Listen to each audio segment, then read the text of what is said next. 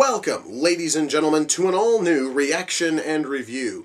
Tonight, guys, I'm taking a look at another Western. Yes, guys, this is my second straight Western, so, yeah. This one, though, is one I've been waiting to watch for almost a decade, you see. Some of you guys know this, and some of you don't. I'm a fan of the Insane Clown Posse, see. And, way back in 2000... the ICP released a film called Money Hustlas, which was a parody or a spoof of blaxploitation films. And it was really fucking funny. It really was a genuinely hilarious movie. And the commentary on that DVD said that within the next couple of years they were hoping to get out a prequel. That prequel was stuck in development hell for damn near a decade, until 2010 when they finally got to put it out. Ladies and gentlemen, this is Money Hustlas. Oh boy. Now guys, I don't know what the hell to honestly expect from this. I'm kind of hoping that it's going to be as good as the previous film. Mind you, the previous film, even though it was funny, it wasn't like quality funny. It was one of those things where it sort of fell into, you know, so bad it's good kind of funny, which I love. I love that. This thing is, I'm hoping for it to be as good as Hustlers, only maybe, well, with a Western spin on it. So, I do have hopes. I want to know how good this is, you know, going to be. Because this one, guys, I'm going to tell you right now, I'm going in really, really biased. It's like, because so far, the ICP, I've seen them in 2 movies, they have yet to disappoint. I've seen them in Money Hustlas, and thanks to reaction and review, I saw them in Death Racers. They have yet to disappoint me in any real way, because at least they know how to turn in a halfway decent showing. However, I'm not totally sure. This right here is sort of the weird thing. I don't know if they're going to be able to transition into Westerns that well. I'm hoping. I really have hopes, though, that this thing turns out decent. So, without further ado, it's time to kick back, relax, and check out Money Hustlas. Holy shit, it's Scott Hall! Oh my god, I never thought I'd see Scott Hall in a fucking movie. God damn it, that makes me fucking happy, dude. So, Sugar Wolf's mom basically lives in, like, a Wild West TARDIS. Dude, that's fucking awesome, man! Hell yeah! Holy mother of fuck, it's Jimmy Hart! Where the hell did they get all these fucking wrestlers to cameo in this goddamn movie? Well, Jimmy Hart's more of a wrestling manager, but still, goddammit, it fucking counts! That is fucking awesome, dude!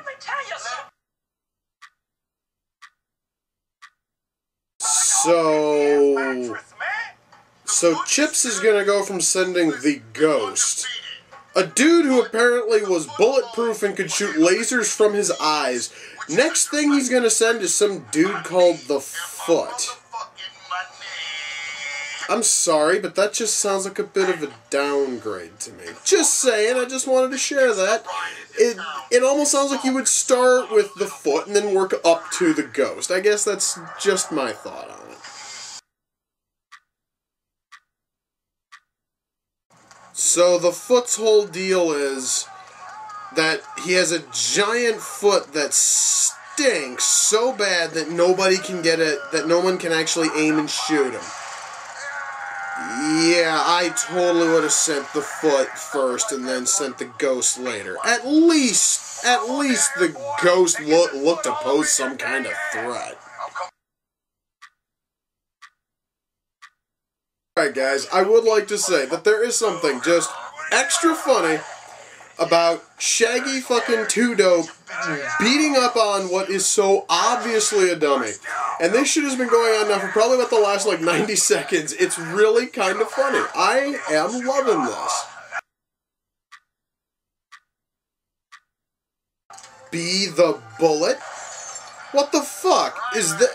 Wow, I never thought I'd hear a Caddyshack reference in a fucking Western, dude. But still, it's really fucking cool, though.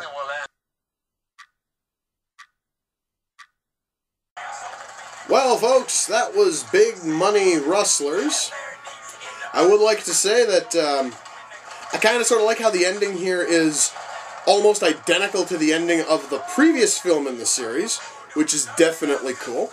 Let me shut off the movie. I am going to cover a little bit more into that a little later, but, well, first of all, I would like to say that I certainly enjoyed this movie, and now, even though I said I was kind of biased going into it at the very start of this thing, I was really, really apprehensive, because, see, there is a thing with sequels, or in this case a prequel, that I oftentimes have a little bit of a hard time getting past. See, because first of all, sequels are almost notorious for just being a really bad rehash of the previous film. In fact, you could probably sit down and you could probably list off tons and tons and tons of sequels which do just that.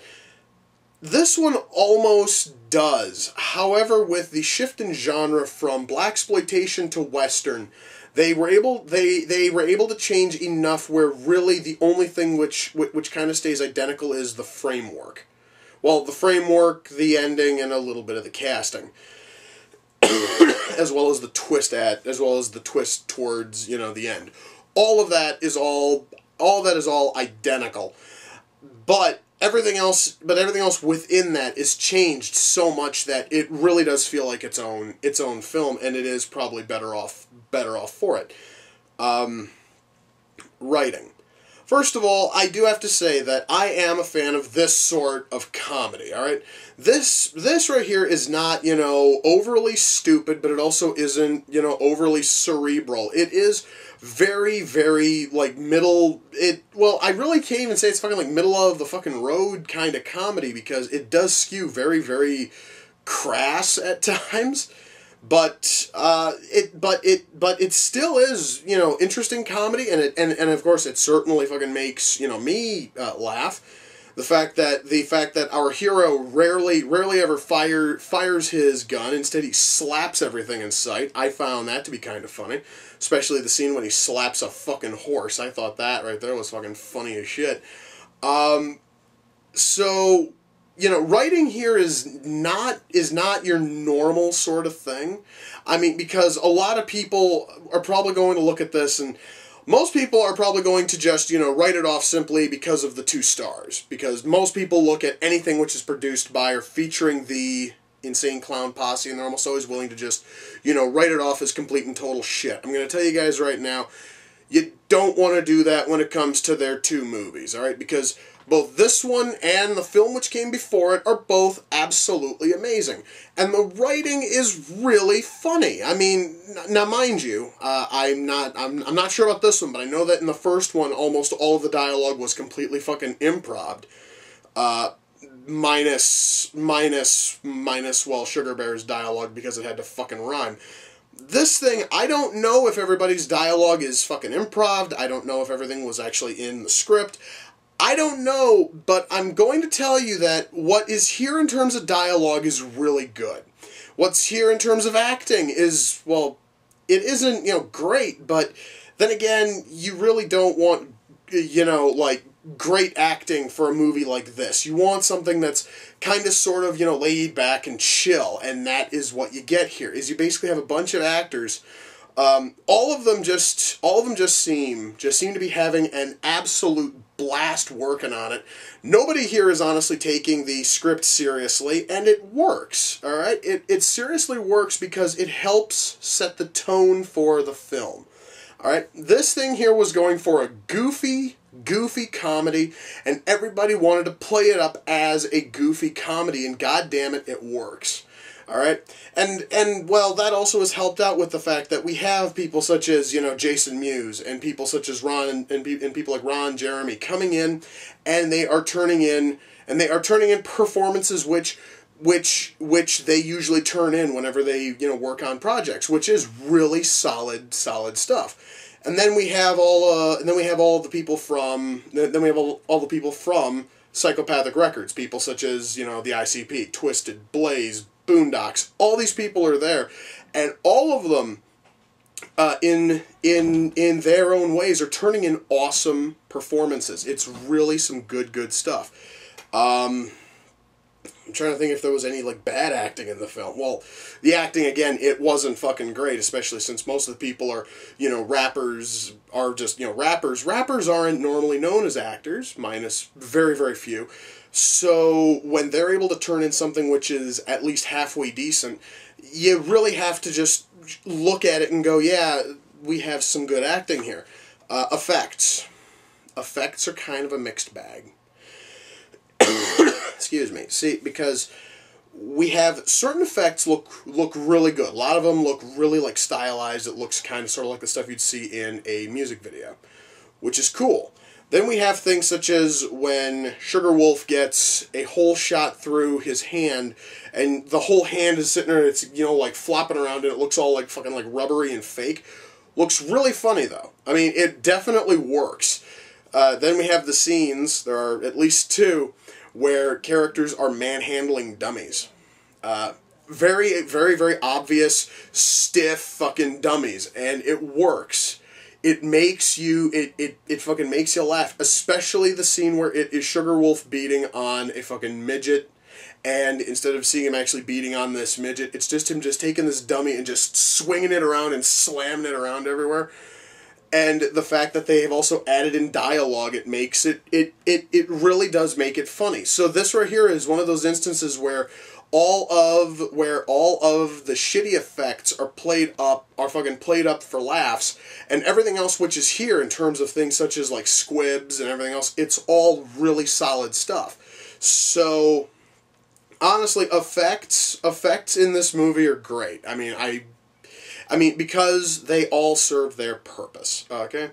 Camera work is really good. Lighting here is really nice, and of course I have to mention those because, as far as I know, this film is technically a fucking indie film because it was totally funded by Psychopathic Records. There is no major studio attached to this thing, which is probably for the better because I really have a feeling that a fucking major studio would probably have neutered the ever-loving shit out of this film.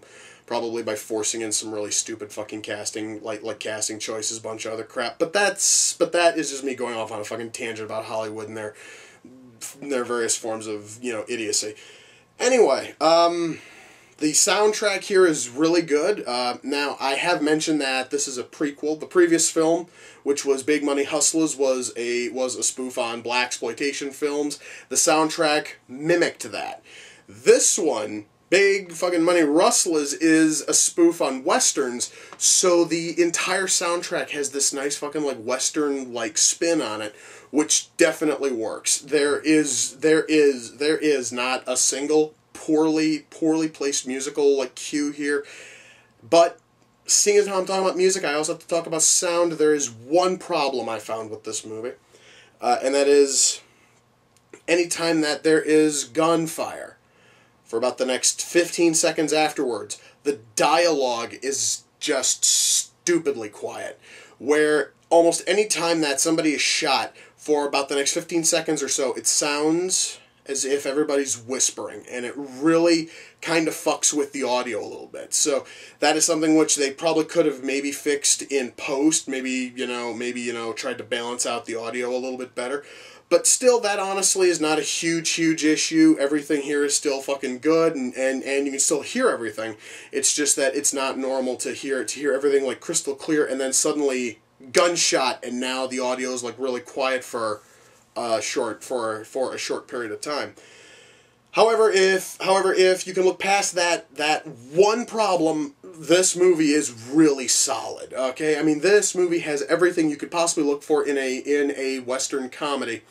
Mind you, is this thing better than other western comedies such as, like, Blazing Saddles? No, but then again, nothing will ever stack up to Blazing Saddles in terms of quality, in terms of western comedies. This thing here, though, comes in a really good second, okay? This movie is absolutely amazing. Now, in terms of recommendations, well, obviously, if you are a juggalo, if you're anyone who's a fan of the ICP, if you are a fan of Twisted, if you're a fan of anybody from Psychopathic Records, then obviously you are going to love this movie. And the fact that it's taken me almost 2 years to finally get around to watching this thing makes me feel a little bit sad. But hell, the good news is I got to cover it here, so fuck, that makes me happy as hell.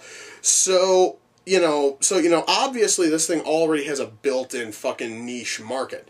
Now, if you haven't listened to the ICP, or if you flat out just despise their music, I would highly recommend both this one and its, fucking predecessor. I really can't call it a prequel because, well, this is technically the prequel. I don't care, though. Just go ahead and check out both this one, and Big fucking Money Hustlas. You will love them both. Because both of them have just got this awesome charm about them, which makes both films absolutely lovable. And really, I cannot think of anybody who could find something negative with these. Unless you're one of those people who's really looking for an ultra-serious Western, at which point, why the fuck are you looking at a Western which has a pair of clowns and cowboy hats on the fucking cover, okay? You just have to kind of look at it that way. If you are looking for a nice, fun, goofy-ass Western, this movie's perfect for you. So, guys, I'm actually kind of happy that I bought this one. So now, I can go add this one onto my DVD shelf. Makes me a happy man. And with that, folks, we come to the close of another reaction and review. Until next time, ladies and gentlemen, take care, and I will see you all in the near future. Peace.